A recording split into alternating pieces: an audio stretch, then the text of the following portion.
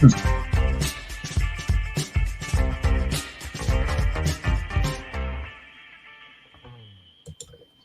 away we go. So, good morning, good afternoon, good evening, everyone, wherever you happen to be in the world today. Welcome, one and all, to Coffee Talk. That's right, it is time for Coffee Talk. And you can find me, of course, on YouTube.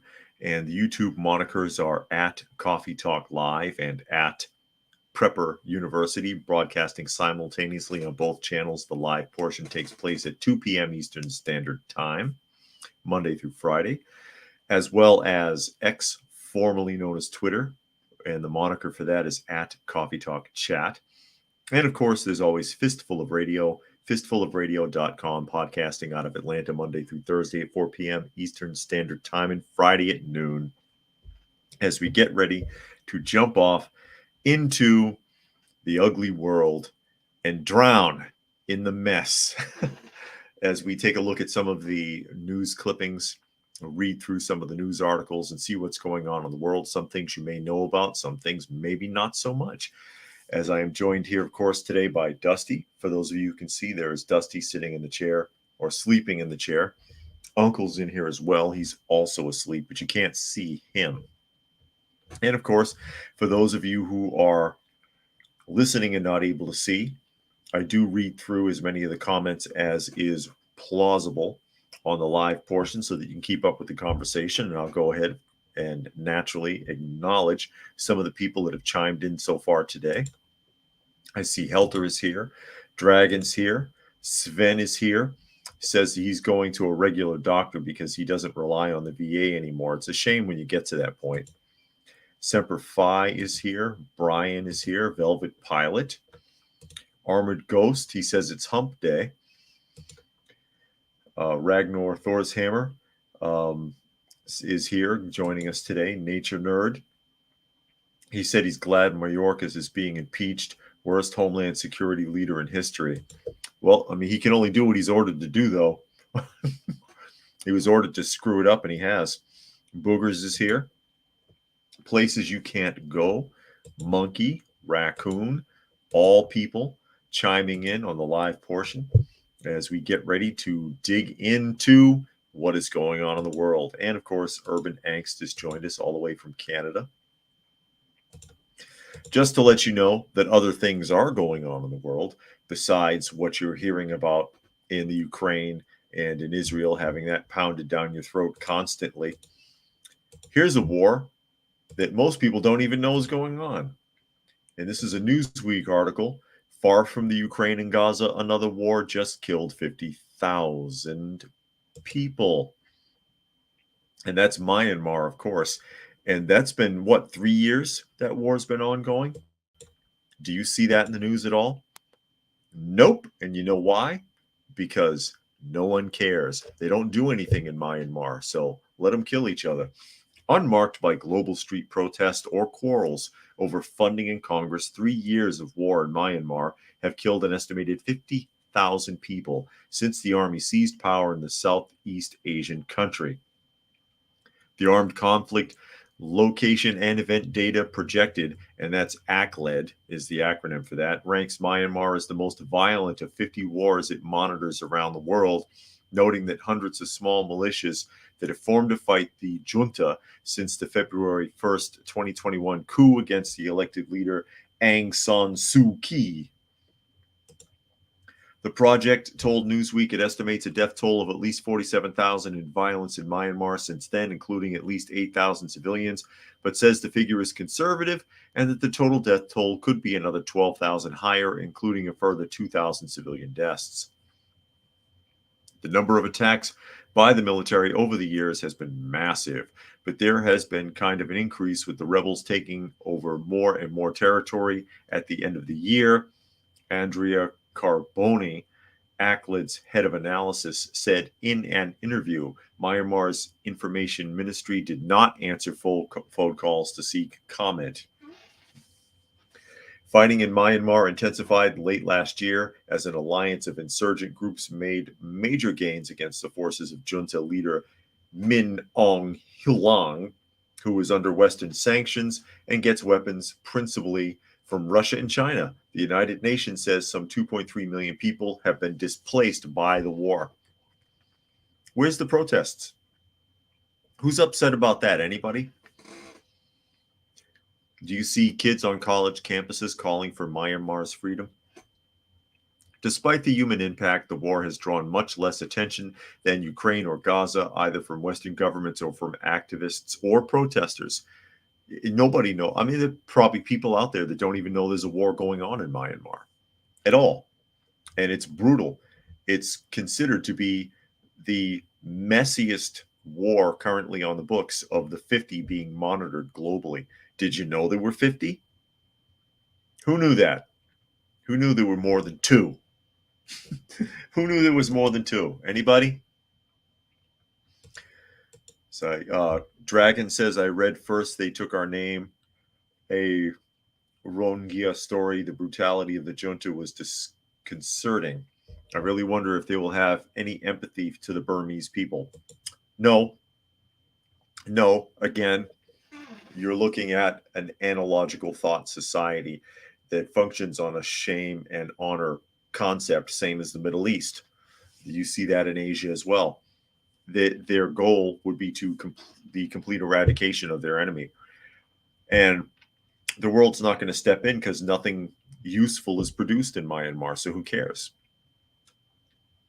You know, if the Biden administration, if the Biden clan had some kind of financial dealings with Myanmar, I'm sure we would be sending them aid. Monkey says if the U.S. doesn't have anything in that country, then the media and everything else is turned away. Gaza and Ukraine are known since the U.S. had something in their countries. And Urban says activist media will always mute stories about international laundromat countries. So yeah, no one cares. No one cares if there's an armed conflict going on down there. Nobody cares how many people are being exterminated. Nobody cares where they're getting their weapons from, or if literally a genocide is committed there. Nobody cares. Because they don't have, there's no financial connection there. That's basically what it boils down to. You can call it whatever you want. I know people like to blame religion for wars. They like, if there was no religion, people would still fight. People would still have wars. I know religion can contribute. Religion is the primary basis in Gaza. A conflict of interest between the religions. But there'll always be an excuse. Because I know people will say, oh, if there was no religion, there wouldn't be any war. Yeah, no kidding. That's a really far-fetched explanation. Helter says, in addition to accusing and having trials, the United Nations has never stopped the genocide. They haven't and won't intercede in the war. No. They love talking about stuff, but they don't actually do anything. The United Nations has never successfully done what they were created for in the first place, or what we were led to believe they were created for. A few conspiracy theorists out there. Nature Nerd says Myanmar is a North Korea no one cares about. And Arvid says man is religious. If there's no religion, he would invent one. That's right. If there was no religion, he'd invent one. Or I can't remember who it was. There was some philosopher who says or said, if lions had thumbs, they would sculpt a god looking like a lion. I don't remember who said that. As we shift around here really quick, and we may as well talk about Biden. I see Holly has joined us here today. Glad you could make it. And Nature Nerd says World War I was caused by atheists and lack of religion. Fox News article, Biden claims that he's done all he can to secure the border. Really? It's not what he said the other day. President Biden claimed Tuesday, I've done all I can do to secure the U.S. border, as Homeland Security Secretary Alejandro Mayorkas is facing an impeachment push by House Republicans over his perceived failure to handle the immigration crisis. Again, Mayorkas is a scapegoat. He's taking instruction from somebody else. Biden made the comment while speaking to reporters as he was leaving the White House, saying, "I've done all I can do. Just give me the power." Oh, he doesn't have the power. He doesn't have enough power. I wonder if we can hear what he has to say here. Let's listen to him. I do hold them responsible in the sense that they're supplying the weapons to the people who did it. We'll have that discussion. How do you these attacks in the past? What will be different this time? We'll see.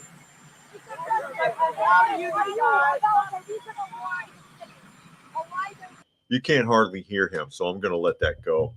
Just get back into the paragraphs. I asked them the very day I got into office, quote, Biden continued, "Give me the Border Patrol, give me the judges, give me the people who can stop this." Oh, lying bastard. That is a direct lie. He's claiming that he recognized that there was a problem when he first got into office, and he asked them, quote, he says, "I asked them the very day I got into office, give me the Border Patrol, give me the judges, give me the people who can stop this." Yet he pushes an order not to detain anyone at the border and to let everybody through. So which is it? You saw there was a problem and you wanted to stop it and you asked for help? Or you let everybody in and now you're acting like you don't know anything about it? The Biden administration has said that it has been expanding lawful pathways for migrants while increasing consequences for illegal entry into the U.S. since the ending of Title 42 expulsions in May of last year. It has pointed to more than 500,000 removals since May, as well as increased cooperation with Mexico to crack down on human smugglers and fentanyl trafficking. I can't tell.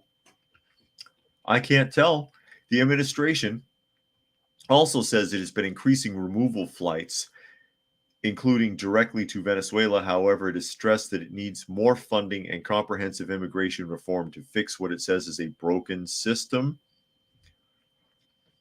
Oh my God. And he's being called out on that. House Speaker Mike Johnson is calling him out. Quote, "Everything he says is simply untrue. He's either lying or misinformed. Here are just a few of the authorities at his disposal. If he would use one of them, or if he would only use them, Presidential authority to restrict entry, 22F, expedited removal, 235, discretionary detention authority, 236, mandatory detention, 236. No more excuses," Johnson added. Unbelievable.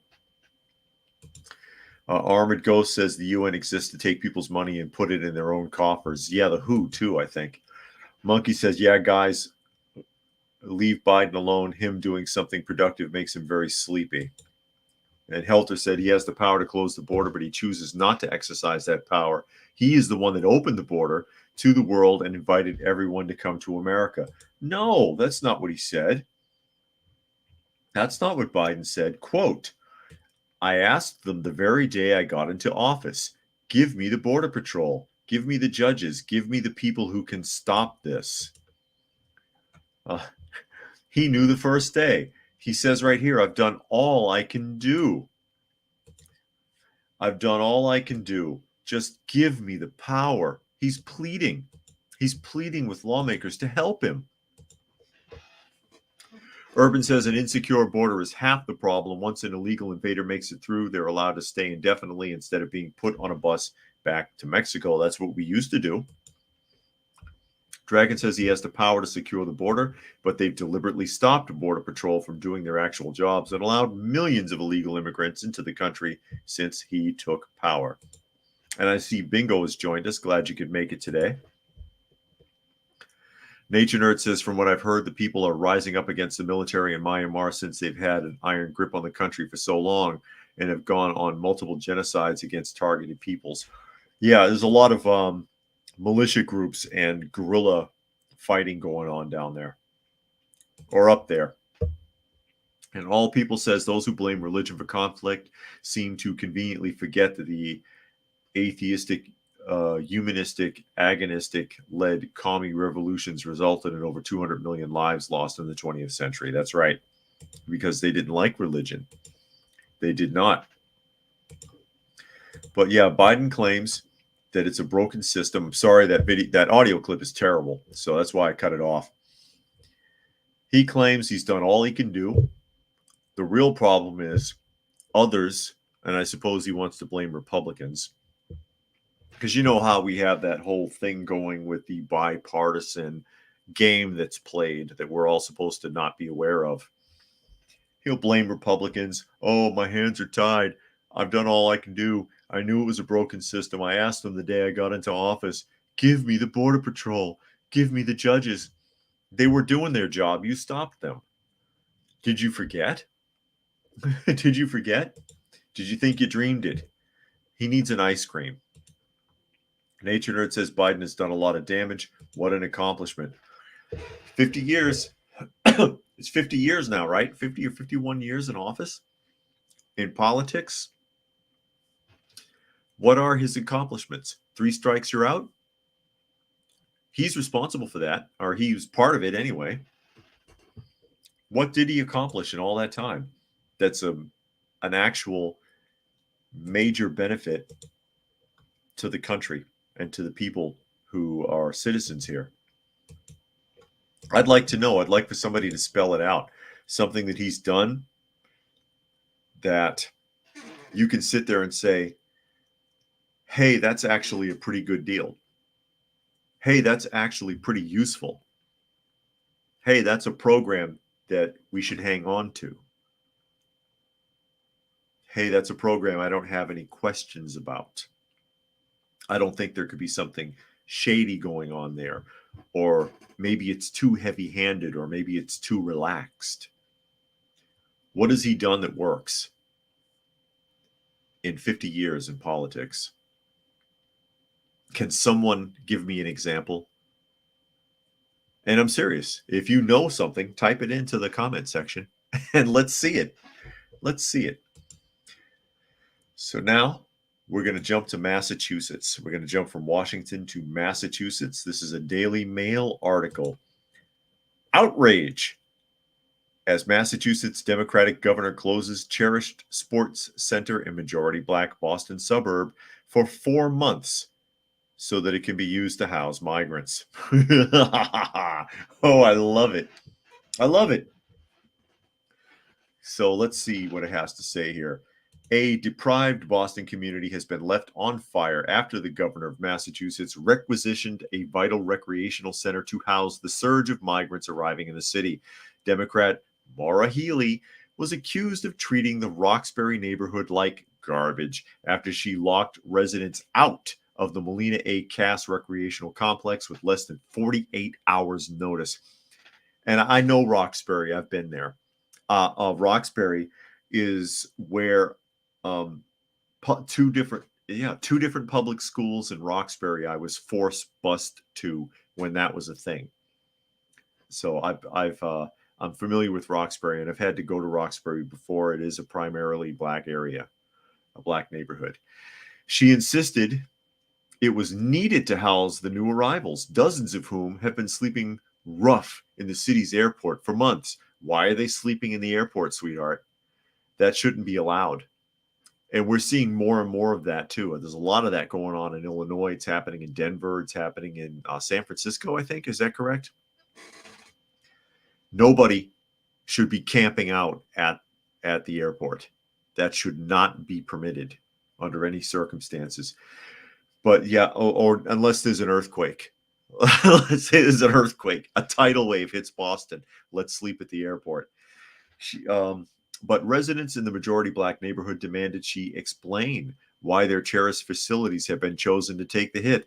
You're really putting us in a bad situation, resident Rodney Singleton told her at a public meeting, and it's not fair. It's not fair to do that to any neighborhood, never mind that it's Roxbury. But again, also, this is after the mayor gave herself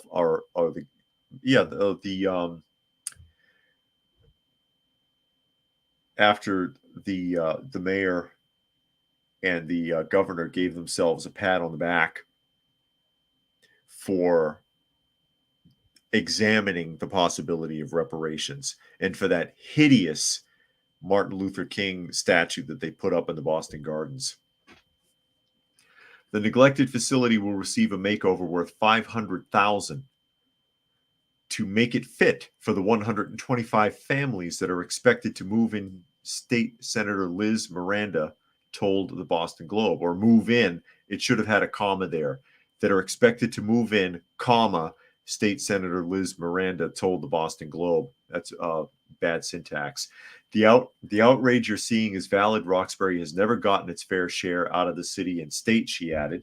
I'm hoping West Roxbury steps up. I'm hoping Wellesley steps up. Other communities that have rich resources. No, they don't want to help you. West Roxbury is a very prominent neighborhood. Big houses and spread out locations.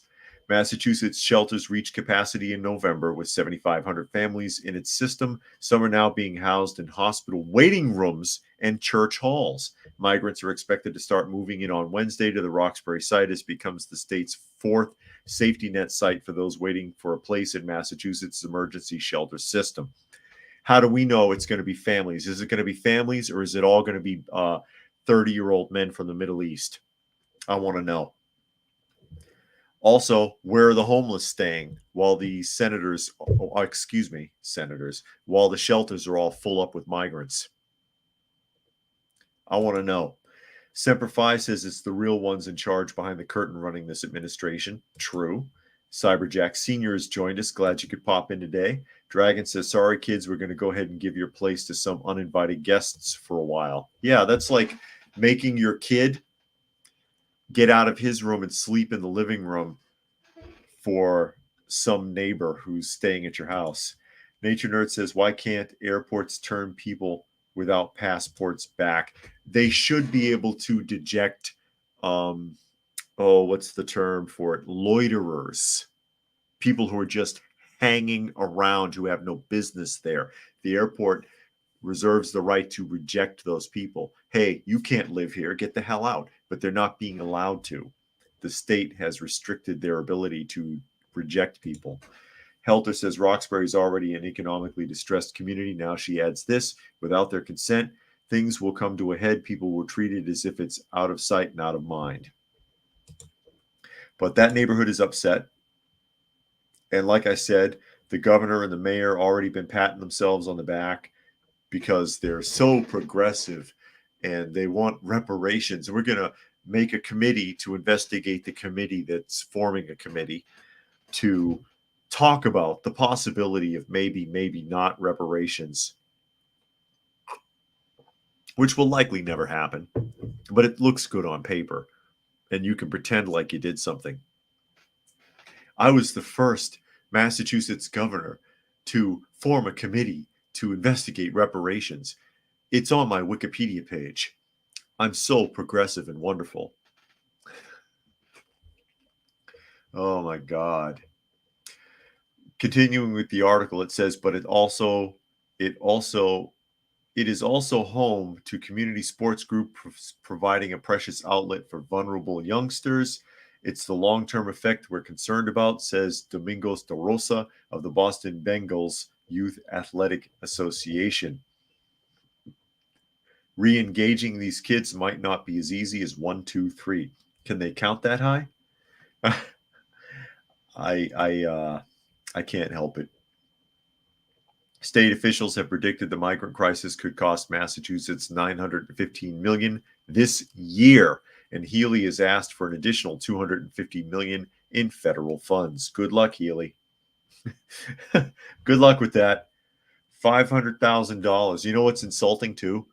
I bet you that recreational center is decades behind in an upgrade, but they're going to spend $500,000 to make it comfortable for the migrants they're going to put in there. Insult to injury. Rodney is here. He says the flood of illegals is welcomed by the current U.S. administration. It can only be deliberate, of course. And at this rate, it'll end with the destruction of the United States. It sure looks that way, doesn't it? And Monkey says, make a committee on top of another committee. Well, you need a committee to investigate the committee that looked into the committee that failed because of the original committee. And you need a committee to find out what happened to the funding. All People says most of the blacks in Massachusetts, especially Boston, hail from post 1960s migrant families. Well, I will tell you this, though, that in the 70s, we got a lot of Haitians. Because remember, I grew up in Boston. A lot of Russians and a lot of Haitians were pouring into the Boston area in the 70s. I remember that. And there's more outrage. We're going to take the outrage that we looked at in Massachusetts, and then we're going to look at the outrage in Mississippi, because they're pissed off too. Everybody's outraged. And this is bizarre. And this is a local news story. I don't know if this has hit mainstream yet. WBLT. Oh, I like that. Or I said it analexically. WLBT. Maybe I wanted it to be a BLT because it sounds like a sandwich. WLBT. Channel 3. On your side. Yeah, okay. Whose side are you on? You're not on my side. 60-unit tiny house village to be built for Jackson's homeless. And who is this woman? Jackson Resource Center CEO Putalamus White. Putalamus. What an odd name. Putalamus White has big plans for a former assisted living facility on Capers Avenue. Yeehaw. Oh my God. I'm going to have some fun with this one. So here we go. An abandoned state facility on Capers Ave could soon make way for a 60-unit housing village for the homeless. Details of the, quote, get a load of this title, Space Place Safe Space. Space Place Safe Space. How's that for a tongue twister? Project were discussed at a recent city council meeting. Putalamus White, CEO of the Jackson Resource Center, said the village will include approximately 60 tiny homes, as well as a communal kitchen and other facilities to provide individuals the resources they need to transition into permanent housing. Quote, building this would get us as a city going in the right direction, she said. It would definitely pull a lot of our homeless in West Jackson off the streets. Well, 60 of them anyway. The village would be the first of its kind in Mississippi. Similar villages have been established in other cities across the country. The project still must be approved by the Jackson City Council. The briefing comes months after the city of Jackson issued a request for proposals to develop a safe space campus, and about 6 months after White acquired the Capers Ave site from the city. How did she do that? I'd like to know how she got control over an abandoned rest home. JRC was the only firm to respond to the request, while White says the village will provide services similar to the ones offered at JRC's Langley campus and Yellow House. Over the last year and a half, we've seen a lot of success stories with individuals coming in. Yeah, and a shit ton of failures. That's not exactly true. Just pointing it out. Some are still there. They came in when the doors opened. Some have transitioned out and gotten their own individual spaces. For the ones we know will be long-term, it's great to know they have found a community. The first phase will include approximately 60 tiny houses. So that's just the beginning, according to them. Each equipped to serve one person and their pet. Must be nice. The units will include electricity and running water and provide tenants with a sleeping space, desk, and bathroom facilities. The homes are $4,500 a unit. We have to bring in plumbing and electricity, which makes it about $9,500 total, White said. You can literally house somebody for $9,500. That's unheard of in today's society. And that's also wrong. And I'll tell you why in a minute. The safe space will also include a community kitchen, which can be used by all tenants, as well as other facilities to provide resources such as case management and health services to help provide transition into permanent housing. This is a huge trap. and I've seen this before, and I'll get into it here in a minute. Let me catch up a couple of comments. Armand says Black Russian versus White Russian. Yeah, there you go. Nature Nerd says, remember when vacationing tourists were in the airports instead of illegal immigrants? Now tourists don't want to travel, and only illegal immigrants fleeing their country buy flight tickets. Oh, they're getting the tickets for free. Nature Nerd says that's not how airports are supposed to work. No, it's not. And Urban says, in wars of the past, the occupied population are the ones whose homes are used for the armies of the enemy and various mercenaries. Question is, have we lost the war, or is there hope? And he wants Trump in 2024. And he's not even American. Nature Nerd says, for all the added airport security, why can't we stop illegal immigrants? Because that's for you, to protect you from terrorism. Even though we had the same security when 9/11 happened, they just didn't bother with it. They concealed their box cutting razors behind oversized belt buckles, and the guard just couldn't be bothered to ask them to open the buckle to check. That's what actually happened. Look it up. And Semper Fi says his town has volunteers going out to count the homeless. The board has upset residents turned out to oppose spending $125,000 to upgrade closed nursing homes for illegals and homeless that our taxes would cover. And that's the outrage here. Outrage number one, this is going to cost $600,000 just to build the first 60 units. They intend to build more on the same location.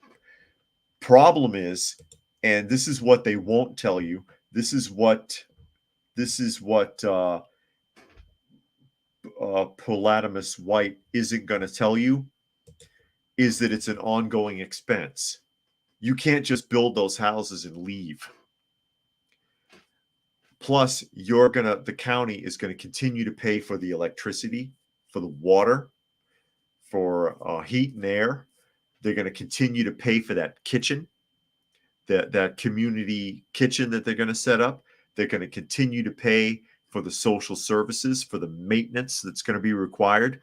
And unless they want the place to be turned into a complete shanty town inside of a month, it's going to have a strong security presence. And all of that is going to cost the taxpayers $9,500. You can't house a person for $9,500. Oh my goodness. No, it's going to cost 10 times that much.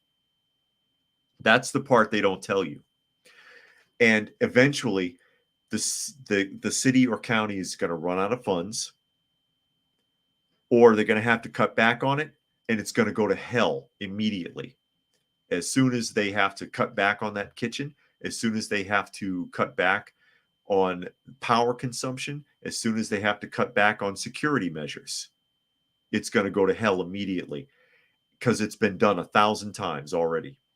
Every housing project that has ever been built is built on this concept. Instead of putting them all in a building, though, this woman wants to put a row of tiny houses.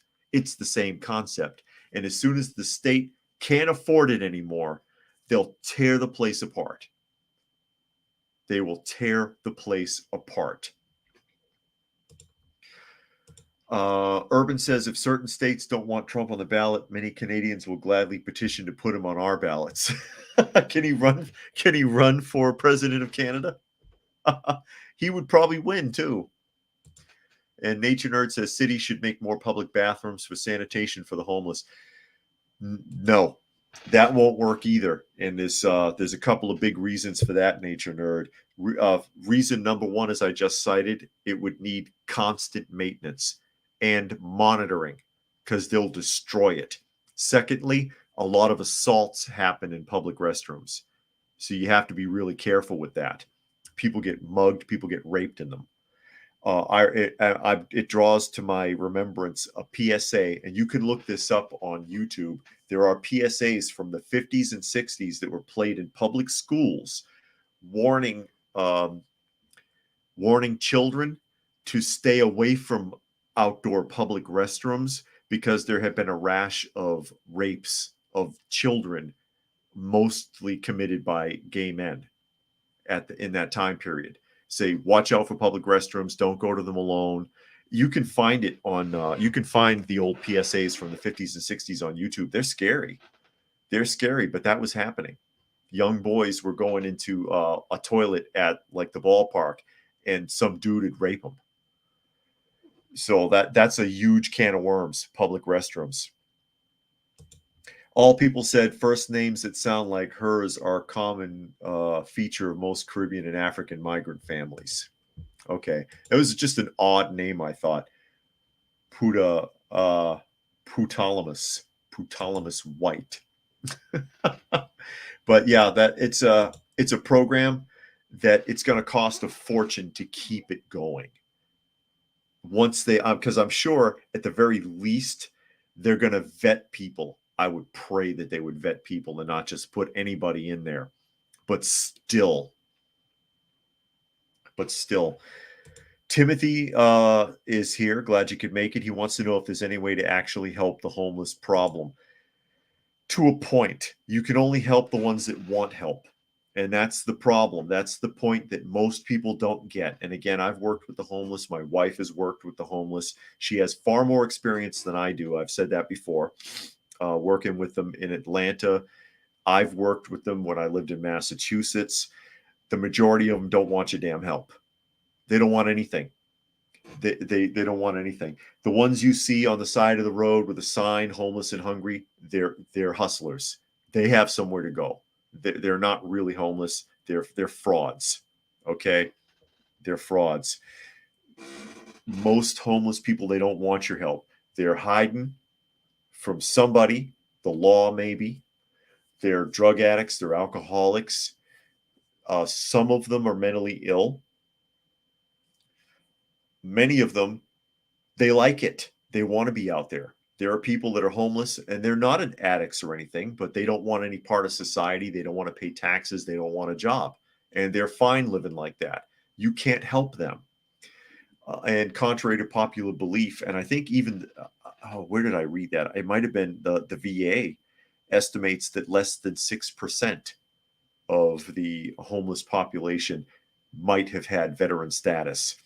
And of those, many of them were dishonorably discharged and they're not eligible for any kind of benefits, which is why they're homeless in the first place. So the whole homeless veteran thing is often a scam. Nature Nerd says tiny houses are just modern Great Depression shanty towns. At least they're clean when they start. But yeah, that's essentially what it is. That's essentially what it is. Oh my God. But noodling around here, we may as well hit the border up in the next discussion. It's a New York Post article. But yeah, again, hold on a second. One more. Urban says, why build 15-minute cities when they can build 5-minute ghettos? Because those housing project ghetto communities were equipped. And that is a good point Urban makes. Though, the huge buildings, the complexes, the old style, like I was just talking about, like I said, the tiny houses is just a modern take on the old big housing projects. And they came with a daycare. With some of them had like a medical clinic. They came with a laundromat. There were things built into it that were accommodating for people. But the people that lived there destroyed them or robbed them or caused other problems that caused them to be shut down. And Carrick has joined us today. Glad you could make it, Carrick. And at again, New York Post, Take Our Border Back convoy is expected now to have 700,000 people coming to protest the border crisis. And they say they're just ordinary citizens. So that whole God's Army border convoy that's headed to Texas, they're talking in numbers of close to 1 million now. The Take Our Border Back convoy heading to Texas is expecting at least 700,000 people to turn out for the event on February 3rd. Be interesting to see if they hit that number. The organizers of the convoy left Virginia Monday and stopped overnight in Florida, where they rallied for more people to join their cause and organized to try and push the Biden administration into taking action on the border issues. Good luck with that. We're talking about the president who put a fence around the White House with 24,000 National Guard troops because he wanted to feel safe. And he's going to listen to you because you have a convoy. Okay. Pictures taken by the Post Tuesday morning showed the painted vans and trucks that have joined the growing convoy in Jacksonville, Florida, as they Mississippi and Louisiana onto Quemando, Texas, near border security flashpoint Eagle Pass. Organizer Kim Yeater told the Post to the naysayers, we're just ordinary citizens, farmers, ranchers, retired police officers, not crazy conspiracy theorists. It will be a peaceful assembly of Americans of all political classes and ethnicities. The organizers of the Take Our Border Back convoy left Virginia Monday and stopped overnight in Florida. They already said that. I hate it when they just repeat themselves in these articles. That's filler. That makes me think AI did this. Where are we here? A second convoy is leaving from California to Yuma, Arizona, another area where migrants have consistently overwhelmed the border and where for months people were able to simply walk through open floodgates at Lukeville. Yeater said the group is not against migration into the U.S., but argues things have gotten out of control with over 2.4 million people encountered at the southern border in the last fiscal year, according to the Department of Homeland Security, and a record 300,000 in December alone. And remember, those are just the ones they caught. Those are just the ones that they caught. Excuse me. Nature Nerd says San Francisco has failed to make more public bathrooms because building one costs them millions of dollars. Yeah, you need maintenance and security. And then there's always the bathroom game. And if you know anything about the gay community, you know what the bathroom game is. I've mentioned it before. Something I found out about, again, with my interviews in the with the Boston Phoenix newspaper, that this is something that they do. And quite frankly, that PSA that I talked about a minute ago ties in with it. That's how George Michael got arrested. He got arrested in an entrapment in a bathroom. Semper Fi says, saw a report where Texas sheriffs are telling them not to come due to their route being the same as human traffickers. Well, maybe the human traffickers won't have any room. Maybe that'll help. So let me see. She added, because I guess Yeater is a female, the big open gates along the wall are all over the place. These were cut down from the inside out. They are huge openings that cannot secure our border, that has got to be closed. We are about taking a stand together to secure our borders. What's really important is our goal, our mission is to shine the spotlight on open borders and educate Americans of imminent dangers to all Americans. I think most Americans are aware that this is out of control, that the border is a huge problem, that we're essentially being invaded. I think most people know that. Whether or not they're willing to do anything about it is another story. As I've mentioned before, the people are quite aware. They're quite aware. They're not willing to do anything. It reminds me of the trucker convoy attempt that was done in the United States. They wanted to do what happened in Canada, but when they got to DC and they got to the checkpoint and were ordered to turn around, they just did it. They didn't even try. Samanda has joined us this afternoon. And Timothy says, how do you think the Biden administration is going to respond to the convoy? Probably ignore it, or set up some kind of if they think it's a threat of some sort, like with the trucker convoy, if they set up a federal blockade and order them to turn around, odds are they'll knuckle under and go home. It's really kind of sad, actually. Nature Nerd says, shouldn't our military be arresting human traffickers caught at the border? You would think so. That's what the Border Patrol is supposed to be doing. And Puck U says drones. What are drones going to do? Security and monitoring? That's a possibility. Somebody still has to keep an eye on the drones, though. As we kick around here, if you're ever wondering, what's going on with that? Is that one going to work? Having a problem with one of the links here. I'll try doing this. Here we go. Something about the NSA here. Urban says there's a college near Nanaimo, British Columbia, where washroom doors had the same set of weird symbols on them. When I asked which one is for ladies, I was told that all washrooms are for all genders. Blah. I mean, if you're going to have a family bathroom, that's fine, because I've seen that. But, whatever. They're doing it for political reasons. Fox News article again. NSA purchases Americans' internet browsing data without warrants. Senators' documents show.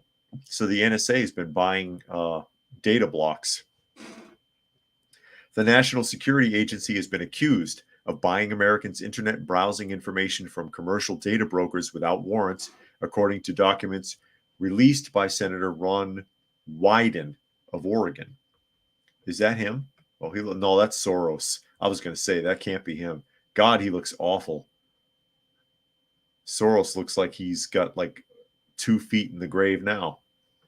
In a letter to Wyden, NSA Director Paul Nakasone provided newly unclassified documents revealing that the agency buys American data, including information about the websites they visit and the apps they use. The letter dated December 11th was made public on Thursday. Wyden, a privacy and internet freedom advocate who sits on the Senate Intelligence Committee, called on U.S. intelligence officials to end unlawful use of Americans' personal data without their knowledge and consent. Quote, hold still. The U.S. government should not be funding and legitimizing a shady industry whose flagrant violations of Americans' privacy are not just unethical but illegal, Wyden wrote to Director of National Intelligence Avril Haines on Thursday. That's Wyden. Wow, he's pale. I'm sorry, I pick on people's pictures all the time. The senator had blocked the appointment of incoming NSA Director Timothy Howell until the agency responded to his questions about collecting Americans' internet and location data. Wyden said there is a news release that he pushed for nearly 3 years to publicly release the information showing the NSA is purchasing Americans' internet records. So he's been trying to get the National Security Agency to reveal this for the last 3 years now. Such records can identify Americans who are seeking help from a suicide hotline or a hotline for survivors of sexual... Hold still. It's bouncing because of an ad. Sexual assault or domestic abuse, he wrote in his letters to Haines. Nakasone confirmed the purchases, saying in his letter to Wyden, the data collected may include information associated with electronic devices being used outside and, in certain cases, inside the United States. So they're tracking you even when you leave the country. The NSA attempted to defend,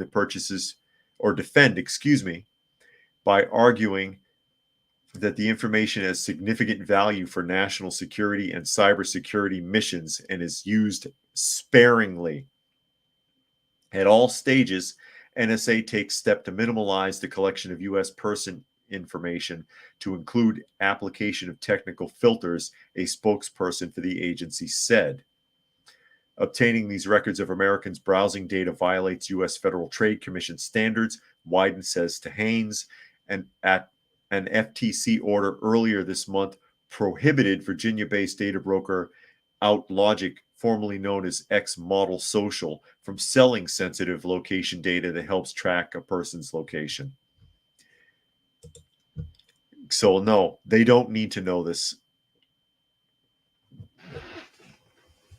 They don't need to know this. They don't need to know where you are every second of the day. They don't need to know what apps you're using. They don't need to know what websites you're visiting. That is a privacy concern, and it is a violation of the FTA. Raccoon says Soros is the emperor from Star Wars. Maybe that's why they can't kill him. And Puck says Soros looks like a Nazi war criminal. Oh, there we go. Dragon says it's chilling that the information was there to be purchased at all by anyone. And there's lawsuits about it all over the place because a lot of that data they're not supposed to sell. Urban says, call me a conspiracy theorist, but I think that George Soros passed away a long time ago. Make your own conclusions. And Puck says, Congress has oversight. If they don't want to cooperate, have them arrested. Yeah, you would hope. You would hope.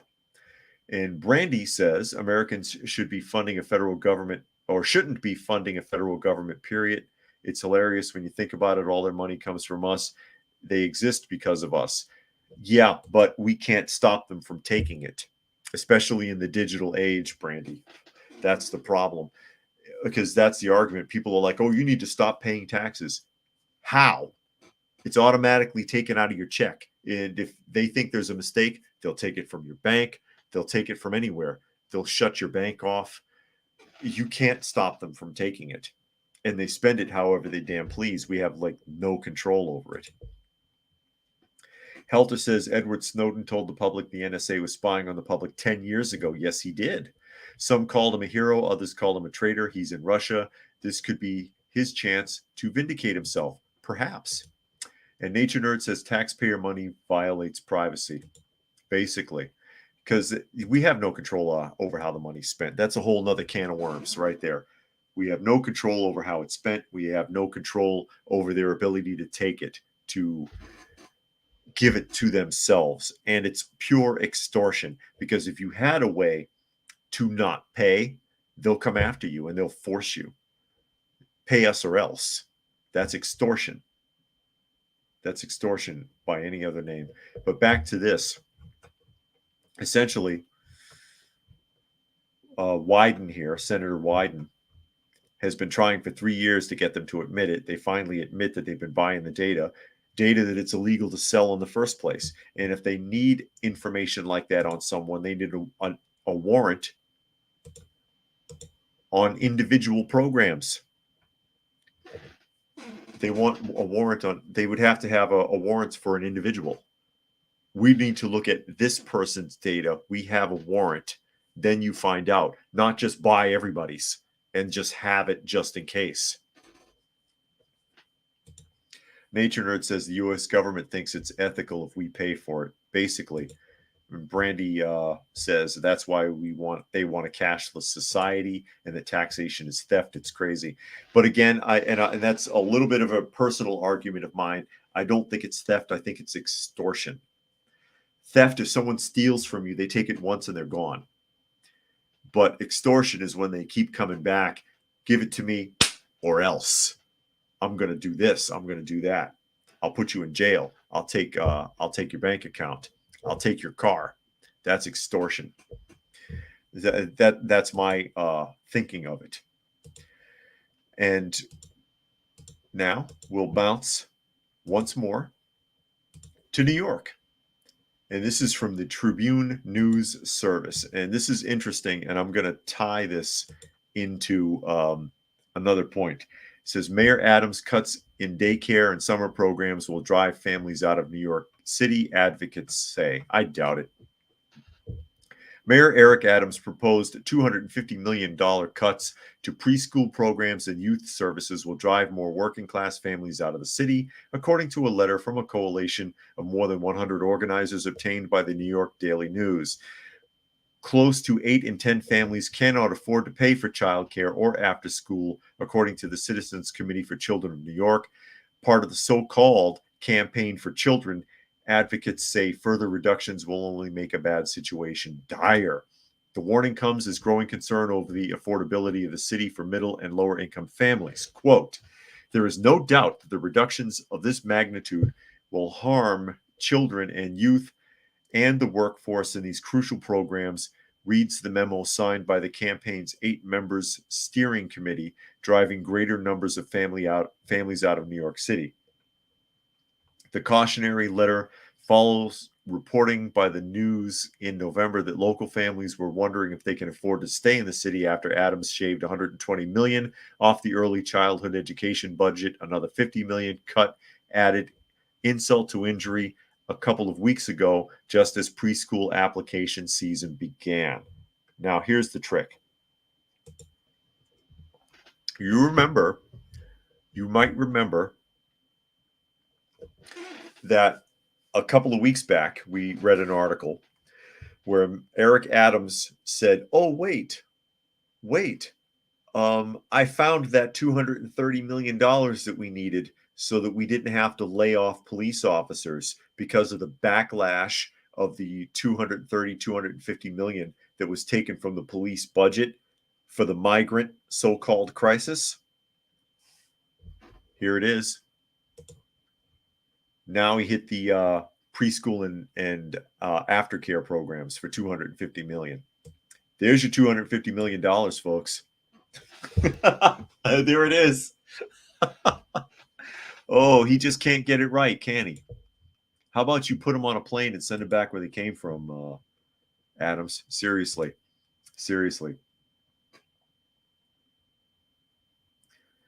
Brandy says they literally pay taxes on money bought a CD, now have to pay taxes on the interest I made. Yeah.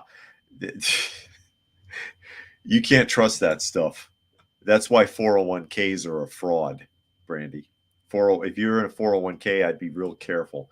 Urban says when it comes to Google, Facebook, Amazon, etc., they don't need to sell data to the government because government's already part of those companies' management structure. The data is already there. And Dragon says Adams never cared. He was and always is concerned about real estate developers and the nightlife of the city. And he's still mired in legal issues as well. Haven't heard anything about that for a while. That the investigations that are ongoing into him, into his campaign manager and others for fraud, for money being moved around, weird stuff going on. And let me see here. Let me catch up a couple more. Helter says every decision he makes causes hardships and puts the people's future in jeopardy. Manipulation of hearts and minds in a desperate effort to get votes. This is what it leads to. And Urban says during the Industrial Revolution, poor people moved into the cities while rich people moved out into the country, and the emerging middle class got their suburbs. Now it's all moving in the reverse. Yeah, pretty much. And Brandy asked if I saw the video of the migrants arrested and released after stomping cops. No, I did not see that. I have not seen any video on that. But yeah, that's hey, Dusty. Come here, Dusty.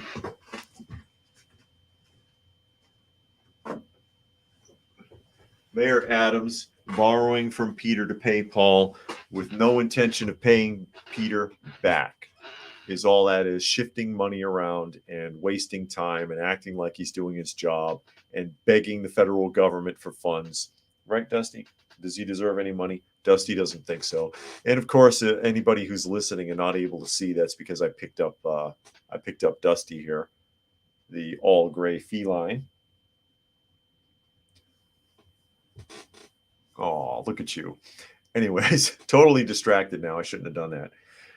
But that's what's going on. It's because of the so-called migrant crisis. It's really a migrant industrial complex.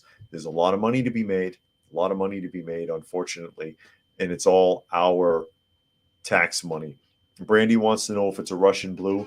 Undetermined what the breed is. This is an adopted stray.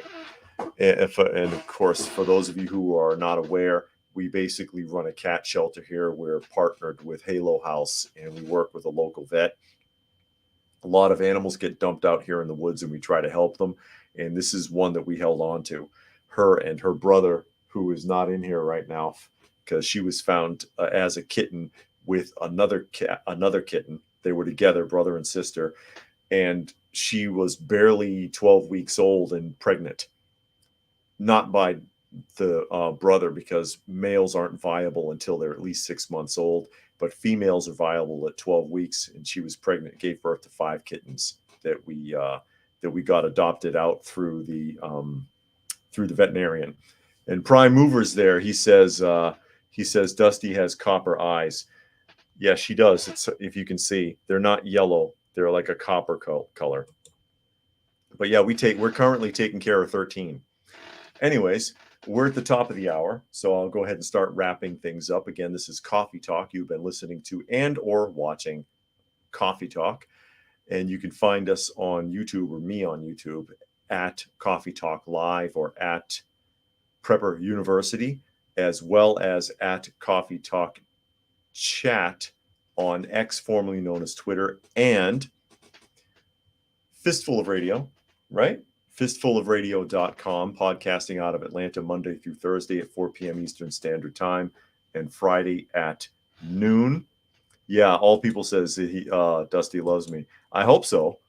I do a lot to help take care of these animals. So yeah, well, it's not all of them do though. I've got a few in the back.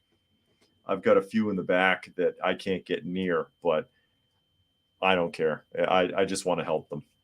Anyways, thanks everybody who was able to join us here today. Hope you got something out of the conversation, and we will catch you again tomorrow.